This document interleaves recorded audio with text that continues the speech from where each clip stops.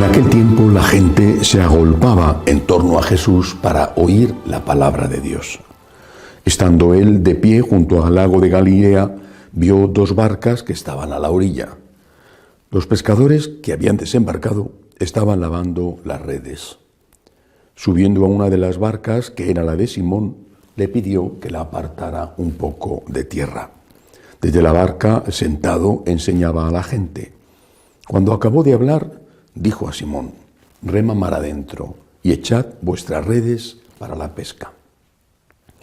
Respondió Simón y dijo: Maestro, hemos estado bregando toda la noche, no hemos recogido nada, pero por tu palabra echaré las redes.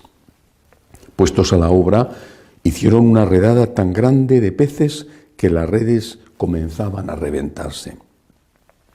Entonces hicieron señas a los compañeros que estaban en la otra barca para que vinieran a echarles una mano.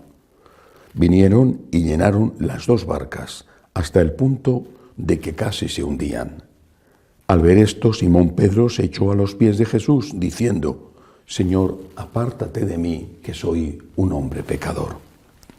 Y es que el estupor se había apoderado de él y de los que estaban con él por la redada de peces que habían recogido. Lo mismo les pasaba a Santiago y Juan, hijos de Zebedeo, que eran compañeros de Simón. Jesús dijo a Simón: no temas, desde ahora serás pescador de hombres. Entonces sacaron las barcas a tierra y dejándolo todo, lo siguieron. Palabra del Señor. Gloria a ti, Señor Jesús.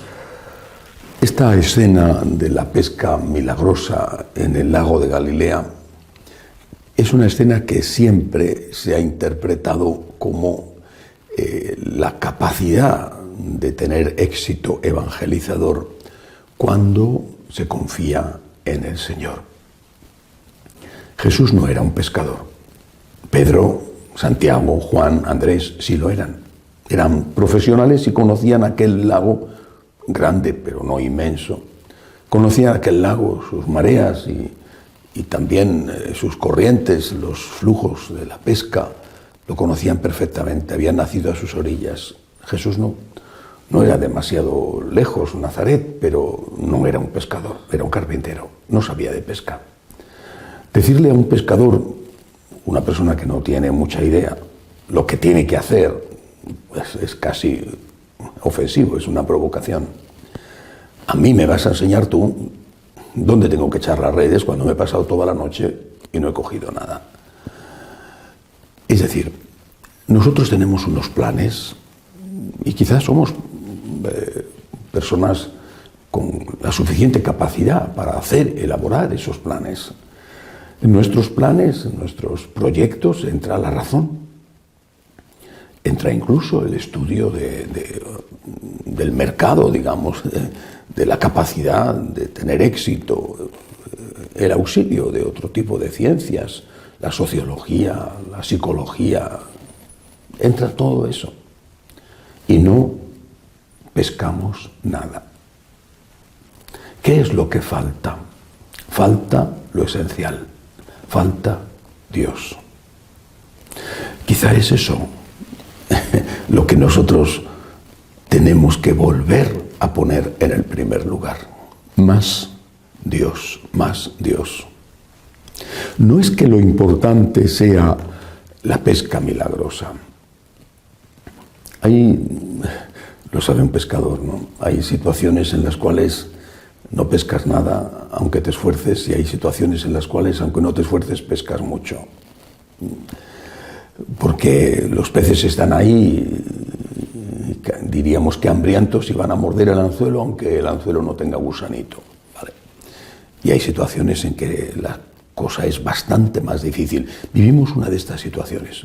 No sé si la peor en la historia de la Iglesia, pero desde luego esta apostasía que se ha generalizado, por lo menos en todo el Occidente, quizá no la hemos vivido con esta intensidad nunca.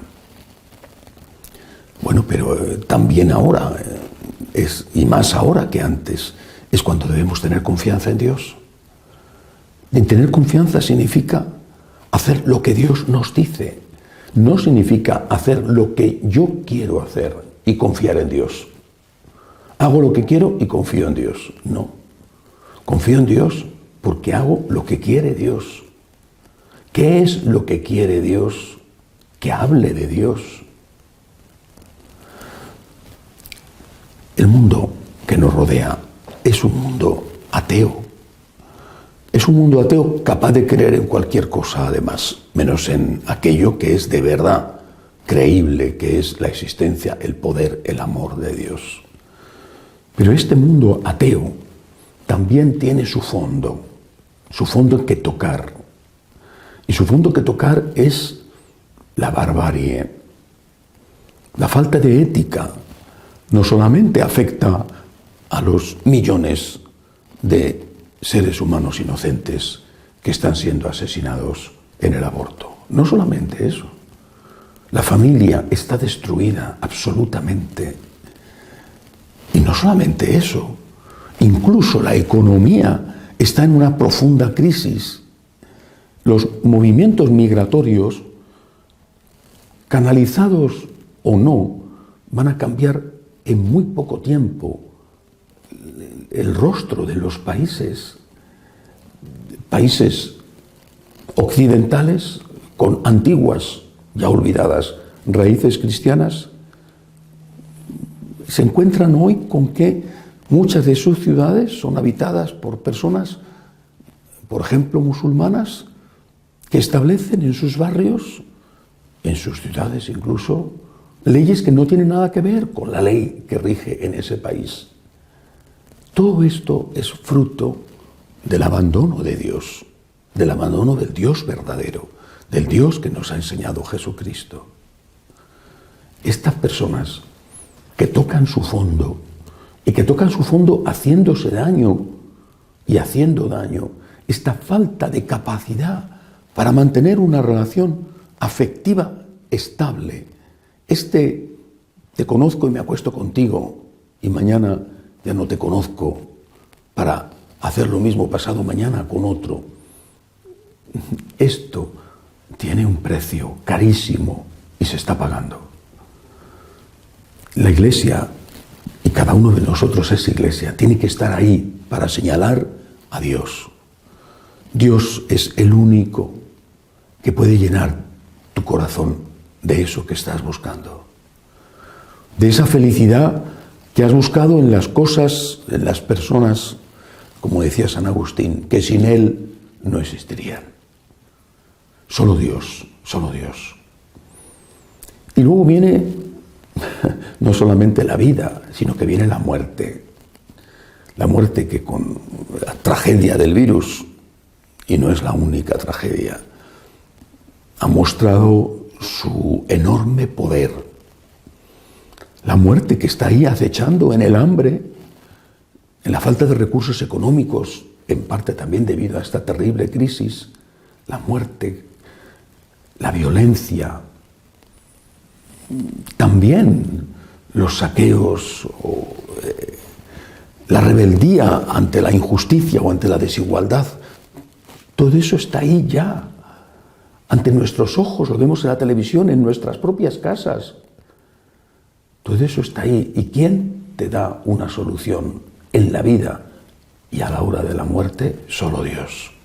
Solo Dios. Así que tenemos que seguir echando las redes en alta mar, o sea, entre aquellos que ya no van a misa, entre aquellos que no creen en nada. Eso es alta mar. Tenemos que seguir echando las redes, confiando en Dios, pero obedeciendo a Dios. ¿Cómo va a sentirse atraído nadie por una iglesia que hace sociología o psicología, e incluso por una iglesia que hace caridad, cada vez con menos posibilidades de hacer caridad? Porque si no hay ingresos, a ver de dónde sacas el dinero para ayudar a los pobres. ¿Cómo va a sentirse atraído alguien por una iglesia o por unos sacerdotes que no hablan de Dios? Esto es lo primero que tenemos que preguntarnos. Si no hay peces en las redes, ¿es porque no hay peces en el lago? ¿O porque yo no sé echar las redes? Dios y no el cura.